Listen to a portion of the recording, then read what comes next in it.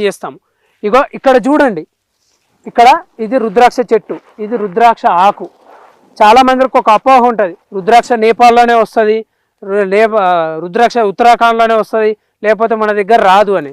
ఎక్కడైనా వస్తుందండి. కాకపోతే స్థాన మహిమ మన గొప్పతనం కూడా ఉంటుందండి. మనం ఎంత సెన్సిటివ్గా చూసుకుంటున్నాము, ఆధ్యాత్మికంగా చూసుకుంటున్నాము, ఈ ఆధ్యాత్మిక బలం కూడా ముఖ్యము అనేది నా ఉద్దేశం. అట్లా ఉన్నప్పుడు మాత్రమే ఈ రుద్రాక్షలు అనేవి కాస్తాయి. దాన్ని జాగ్రత్తగా కొంచెం భద్రంగా శుభ్రతగా చూసుకోవాలి.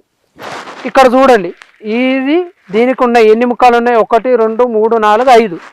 ఇది 5 ముఖాల రుద్రాక్ష. ఇది పంచముఖ రుద్రాక్ష. ఇక్కడ ఉంది చూడండి, ఇంకొకటి ఉంది చూడండి. దీనికి ఎన్ని ఉన్నాయి? దీనికి 1 2 3 4 ముఖాలు ఉన్నాయి దీనికి. ఇప్పుడు ఒకటే చెట్టుకి 5 ముఖాలు ఉన్నాయి, 4 ముఖాలు ఉన్నాయి. చాలా మందికి అపోహ ఏంటంటే